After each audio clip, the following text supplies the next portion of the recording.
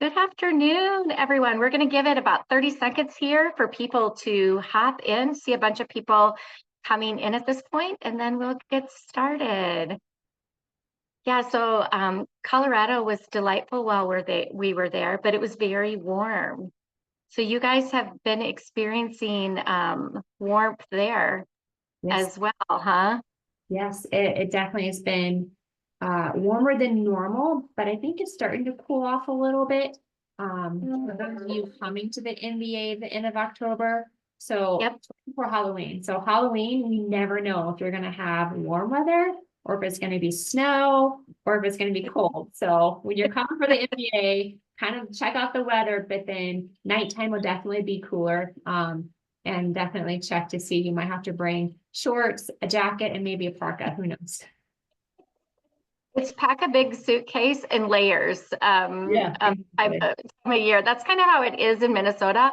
Although our next 2 weeks here are supposed to be in the 80s. So we're having really, like, we've had the weirdest summer on the face of the earth, but I'm enjoying the lengthened, nice warm fall that we're having at this point. But we do have oranges, reds, and greens and yellows in our trees here. So it's really pretty here right now too. All right, well, I think we're going to get started. This is the last week in Mortgage Today. Thanks everyone for joining us. We had people continuing to hop on here with us right now, but we're going to get going. You are all very fortunate because today we have with us Stephanie Zinsmeister, who is the EVP of Operations at Annie Mac Home Mortgage. Thank you so much for doing this with us. Thank you for having me. Yeah. And we were recently, you're in Colorado, Annie Mac, headquartered out of Mount Laurel, New Jersey, has been in our network for probably 6 or 7 years of our 11, I think, if not maybe even a little bit more than that. So you've always been great supporters of the TMC family, good participants. You just joined us for a collab lab when we were in Denver. So we appreciate you. I would love it if you would just intro yourself and then share just a little bit about Annie Mac's business with us at the beginning here. Yeah, I am Stephanie Zinsmeister. I'm the EVP of Ops, like Kate said, of Annie Mac Home Mortgage. I have been with Annie Mac for, oh geez, almost 9 years. It'll be 9 years in December. It's crazy that it doesn't seem like it's been that long, but it has been that long. I personally have been in the industry. I will not age myself because I feel like I look pretty young. I'm gonna say 25 plus years in the industry. And Andy Mac by far has been an amazing experience being here. We are a distributor retail shop primarily, but we do have a consumer direct division, as well as some other divisions within our organization that we've acquired over the years. And yeah, that's a little bit about Andy Mac. Yeah. And you do look really young. So 25 years is good. You look like you haven't been in near that long. So you've done it well, I guess I would say. Colorado sunshine that we get 300 days a year. Yeah, exactly. Exactly. Well, however you have to do it in this industry to stay that way, the better. As we all know, things don't necessarily always go exactly how we planned in this business. It is very cyclical. And we look like that's a good kind of place to start. We look like we're coming out of things maybe a little bit now more than we would.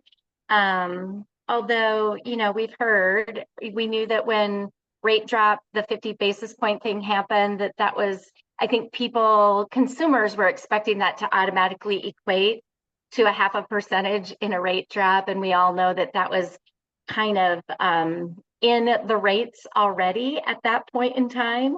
So I would love to hear from you, kind of like what you've seen happen at Annie Mac, and kind of like what you're seeing happen with that internally. Yeah, I mean, obviously we know that the rates have dipped down, a bit in order to kind of funnel through some of the refinance activity. But we still primarily are purchases. And we want to ensure that we're always putting those purchase customers not first, but because they're all important. but we want to make sure that we're still providing that service to those realtors and those referral partners to ensure that we're getting the files closed. But, we do have a consumer direct team, and they are primarily all refinance. And, we have a separate group of underwriters that handle those refinances to ensure that they also are getting the same priority as purchases. And I think people thought that the rates were going to be a little bit lower to kind of get some FHA streamline refinance going.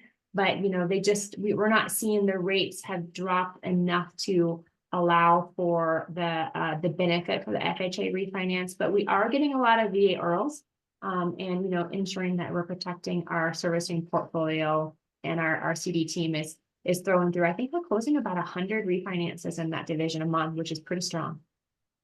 Yeah, cash out refinances, VA IRRRLs, they're knocking it out of the park. That is fantastic. You have a fan in the audience in Alice. I don't know if you saw that, but Alice is wishing you well in the chat as well. With that being said, if you guys have any comments or anything, please, that we love it when you pop commentary in the chat. So if you're seeing anything different than what we're talking about here, shoot us a note or ask us any questions that you would love for us to answer. Realtor.com named September 29th to October 5th, so just the week prior to now, the best time to buy. So I would love, did you see with this little bit of a drop, did you see lots of locking in, people that were kind of on the fence and doing that? Did it have that trigger within your business? We had a trigger towards the end of September of a high number of underwriting submissions. So that definitely threw in some additional volume. I think that they locked the loans and they were able to push those into underwriting. So we definitely had a high number of underwriting submissions.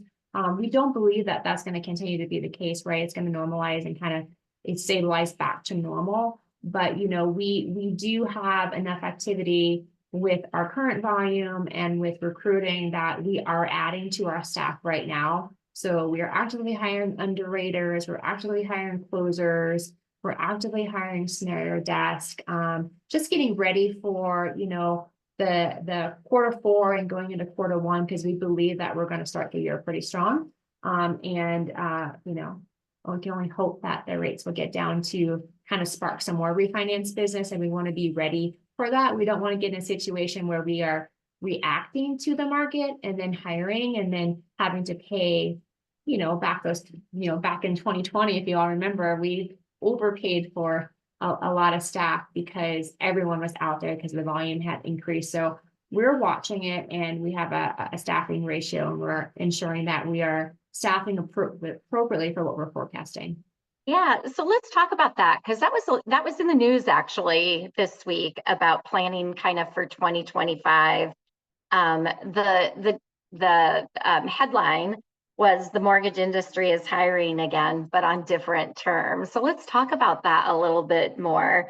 Right now in the mortgage industry, I would have to think that there is a relatively large pool of experienced candidates or candidates that are experienced that are looking to make a move. Would you say that that's true?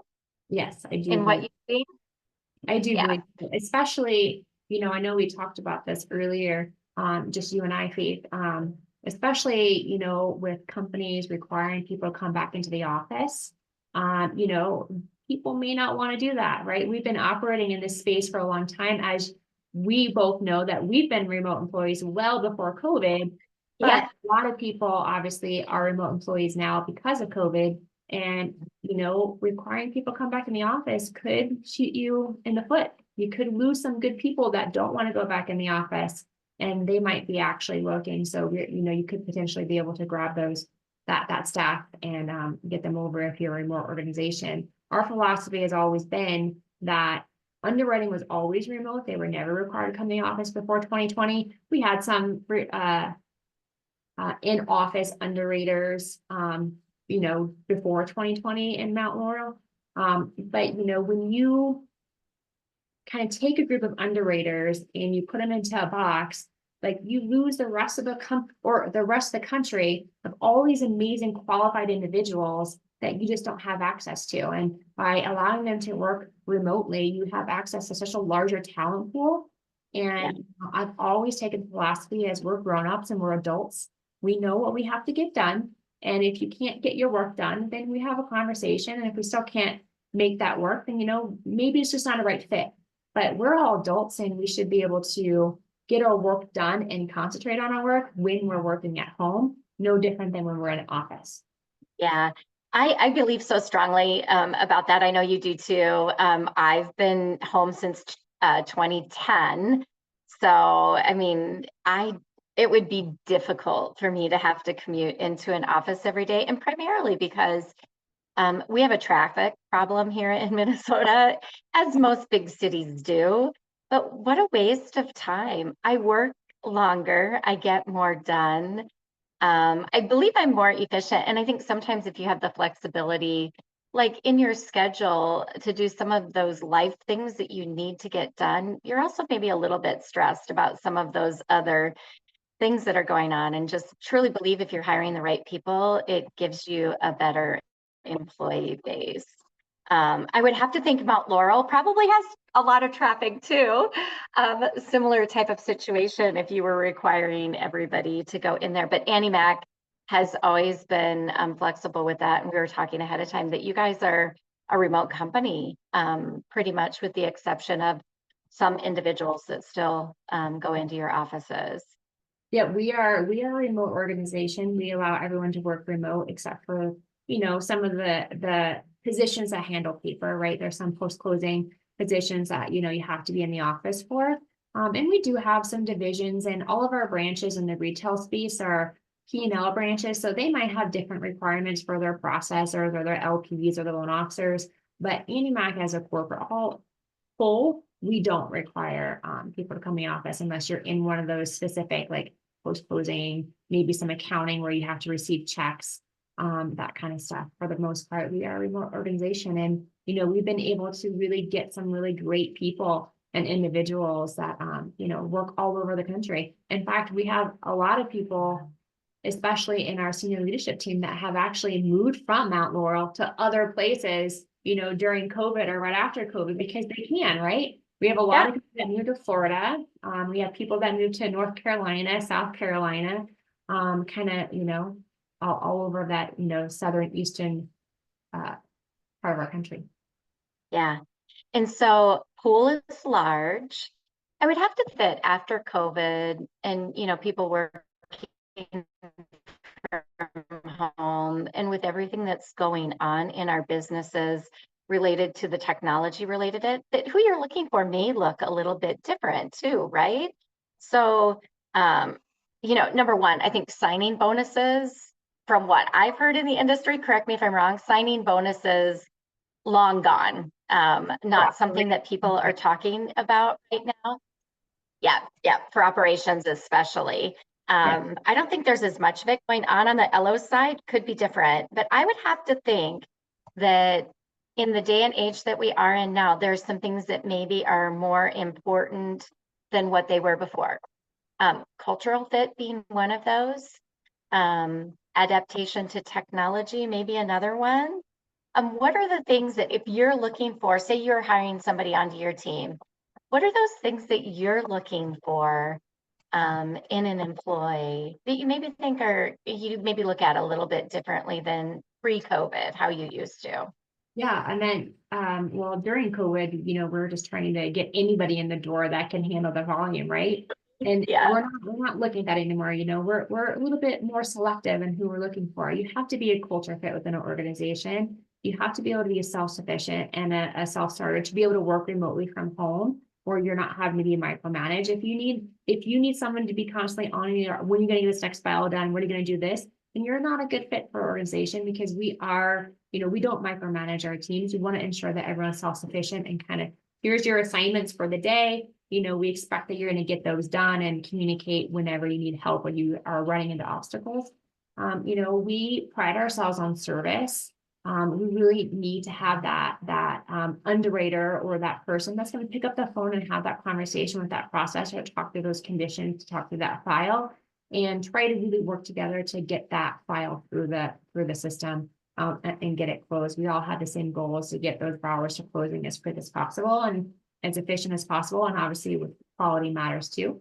And if you're just someone that isn't going to adapt to technology, because we are making a lot of workflow automation enhancements to our process right now, you have to be able to be open to that and not have to do things old school anymore. And I think a lot of times some people get scared when they hear about enhancements in technology because they hear I'm going to be replaced.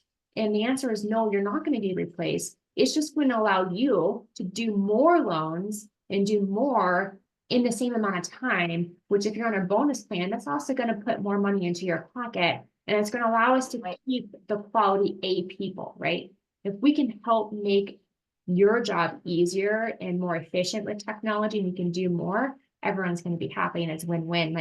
Let's face it, like AI in underwriting doesn't exist. If they say it exists, it's not really AI, it's probably automation underwriting. And borrower documentation is all different.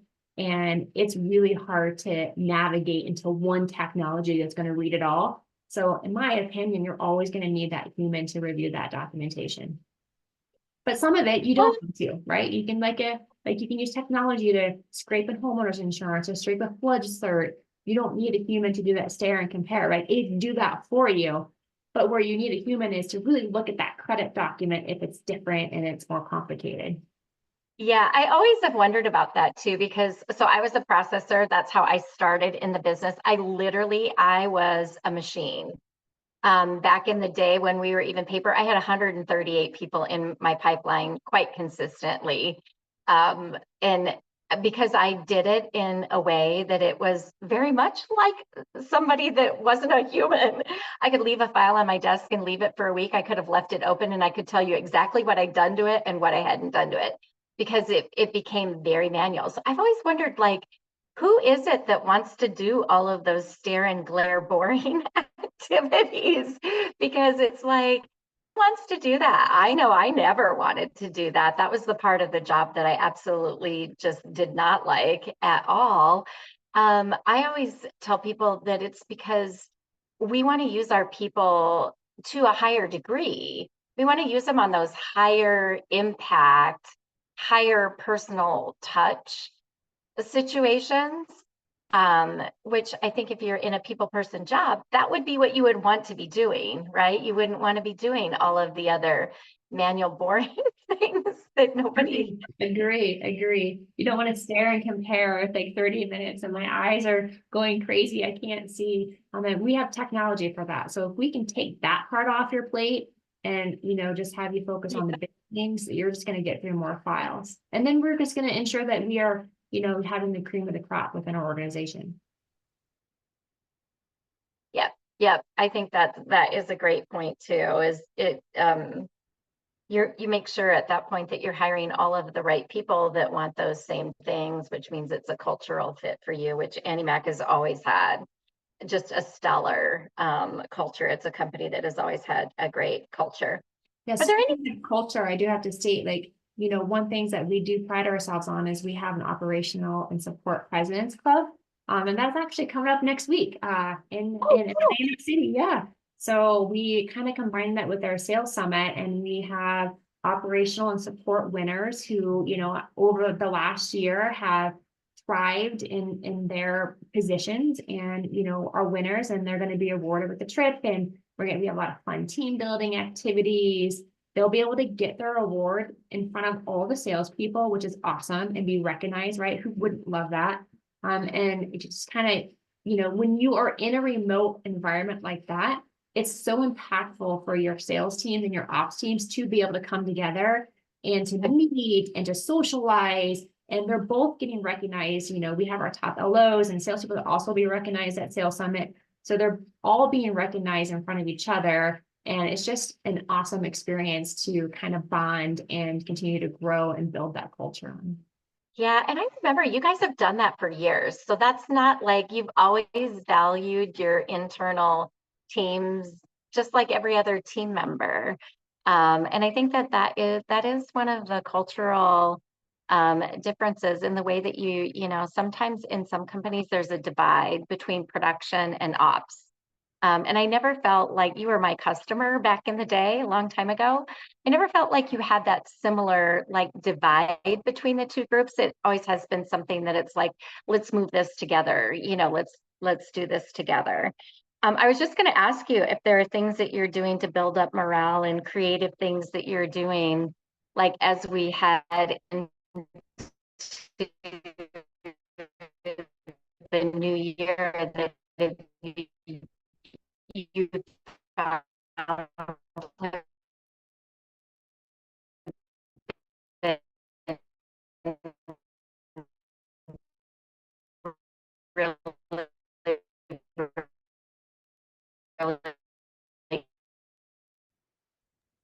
So I don't oh, know if that, so you broke up a whole bunch for me, so I don't know if it was for everyone else too. But I did not hear a lot of that. You were very choppy. it was me. Bernard has put it in. Hopefully I'm back now at this point, but yeah, sorry about that, folks. It's like, I don't know what is going on here, but in the last 3 weeks, I've had some really unstable internet where I shouldn't. So apologies to you, but yeah, but you've always had, I was saying that Annie Mac has always had a really strong team. You don't have a divide between your production and your ops team. So, I was looking for if you have done, if there are any really creative things that you've done with your team that you thought have had like a huge impact on the team in helping keep that culture super strong. You know, each team leader within operations will have monthly meetings with their teams, and they'll do some like fun activity and games to kind of get everyone talking and collaborating. But really, you know, coming into the end of the year, this quarter 4, that Sales Summit Ops Presidents Club is kind of really key to kind of bring those groups together, because it's not only just going to be, it's our Sales Summit, annual Sales Summit, but it's also our Ops Presidents Club and support. But then we also have operations that will still come in because of Sales Summit automatically. So even if you were an ops support President's Club winner, you still have operations teams coming in to kind of be there with that sales rally and the rah, rah, rah. And let's get excited for what's to come for 2025 as we uncover, you know, our amazing plans for our growth for 2025 and all the different products we're going to release. You know, it's going to be probably like 500 products next year versus like 200 we did this year. I'm just exaggerating. I don't know. I think we actually did roll out about 200 products this year so far. Oh my gosh. Yeah, we've been busy bees. You know, any new technology, workflow automation that we have coming, and then just obviously all the things that we're doing to plan for as we get ready for 2025, that'll all be revealed at our sales summit. So that's always fun. Craig and I always joke that, you know, our sales leaders and our branch managers, you know, they don't want to take me and Craig out to dinner at these things. They're going after our underwriters or underwriting directors or managers. Like, hey, what are you guys doing? You guys want to have dinner? Let's hang out. They want to hang out with them. They don't want to hang out with us. And that's what we love, right? We love that those teams work so well together. And to be honest, I think I'm the youngest person in our leadership group, like at 9 years at Annie Mac. So a lot of these people, a lot of them have been together for 15 years, including some of our sales branches and loan officers. So they definitely have a great camaraderie and relationship. And I think that's really what we're doing to kind of get everybody excited for next year. I was going to say, and kudos to that production team that has the insight to see that their job gets easier, their deals go through smoother if they have a relationship and want to build relationships with the people that are working on their files. So good for them. They've got it all figured out, right? I would think that would help in everything that you deal with, as all loan files are different and come through your process. We were talking a little bit before we hopped on here about AI, and how the CFPB has come out, and there was a group of 5 people that went to the CFPB to lobby for using machine generated AI in approving fair lending. We were talking about that before we hopped on the call. It does appear that that is going on. It's more on the credit side of things, so the upfront side of things. But as we are talking about that, you shared some things with me about what you're doing within your business that is automation related that you have been working on and found really helpful. And there were a couple of things there that I would love it if you would be willing to share them with everybody that's kind of on the call, like what your focus has been for the last 6 months or so. Of course, of course. So we have an internal, our head of IT also is really good at developing and building automation. And we currently have automated conditions that runs right now. It's a homegrown system, and the underwriter presses a button, and we're working at putting that into the front end for LPs and loan officers and processors to be able to have those prelim conditions. But with that, we also are creating a way where we have the ability to read the file, and it will auto create buckets. We use Encompass, we're LMA Encompass or ICE Encompass. And we are working on a process where we can auto create buckets based on the type of loan it is and the information on the 1003. And then from there, that bucket is automatically going to be attached to a condition with automated conditions. And the big piece and then the efficiency pickup that we're going to have that we're working on right now is being able to auto attach. So when a processor or a loan officer, an LP adds a document to that bucket, it's going to auto attach to that condition automatically and basically make that processor's job a lot easier. So that way they don't have to do that manual process. And you don't have the under like, I don't see the condition. I don't see the document because it's not attached to the condition. So we're working on putting that together. Yes. We also are working on, just kind of taking a look at our workflow and seeing where we can streamline and do some efficiencies and automation that's in process. And then the last thing that is time consuming, but it's going to be huge. It's going to be proof of concept is we are working with a same head of IT and a Oculus, which is a data scrape company.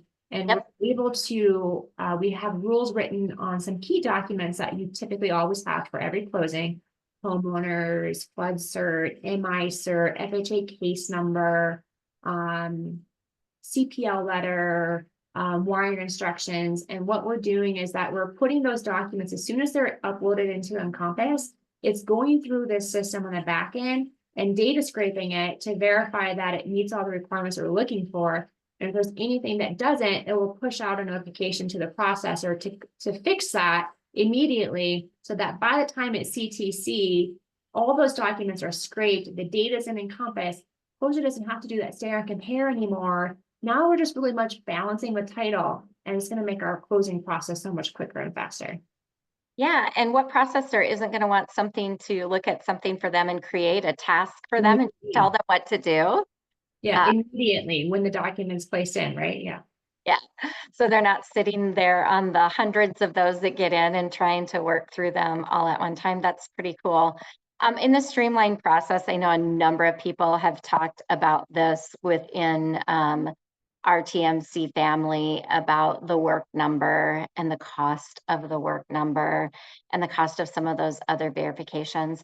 Totally cool if you are. The partner that you're working with happens to be somebody that's in our network. If you want to mention that in a little bit more detail and talk about it, I'm totally cool with that if you are. Yeah, of course. And what you're doing there. Yeah. I'm excited. We have partnered with Truth, and we are utilizing them right now. We have a pilot group of LPs, loan partners, and processors that are testing that just to make sure to work out all the kinks so that we can kind of have a streamlined process when we roll it out. Yeah. But it's going really well. I think that we're seeing about 38% of the orders getting converted, if I remember correctly from my dashboard. But yeah, it's allowing us to get that data, get the rep and warrants from the agencies, and not have to pay that additional cost of the work number, right? It's definitely a lot cheaper than the work number, and it's going to save our company and our branches a lot of money. Yeah. And the uplift on 38% seems good to me. As an immediate uplift on that when you're just implementing now. Last question for you before we go. When you're doing a process like that, just out of curiosity, you mentioned that you have a team of people. Do you automatically go to your champions on your ops team and roll out something like that? Tell me what your process looks like when you roll out something like that so that you get great adoption. We do. We typically go to our influencers, the ones that we know are going to embrace it and help us build it. Typically that's what we do in our ops role. We also do that with sales too. When we're doing sales technology, we'll go out to our sales teams that are influencers out there that can really kind of be our cheerleaders to help us with that process, write the process. They've tested it, they've proven it, and they can speak to it. It just helps for a greater adoption overall to have that group basically be the ones doing it versus, hey guys, I did this and it worked for me. Okay, that's great, Stephanie, but you're not doing it every single day. So we want to make sure that we have those test groups that are actually in it every day, being the ones that are touting and shouting how much, you know, the things are working and the success happening. Yeah, it's just like anything else. It's almost like being parents. It's like the parents can tell a kid, you know, the exact same thing, almost word for word, but if they hear it from a peer of theirs, it has so much greater impact. Way I think, different, yeah. yeah, way different, way different. Well, we're at the end of our half hour. I knew this would go fast. It has been so awesome to have you on the show with me today and with us. And we've always appreciated your team. You'll have to let us know. We now owe you one, so you'll have to let us know what we can do for you as we continue forward into 2025. Stephanie, thank you so much for doing this with me today. This has been a lot of fun. Yeah, have a good one. Bye. Thank you. Bye.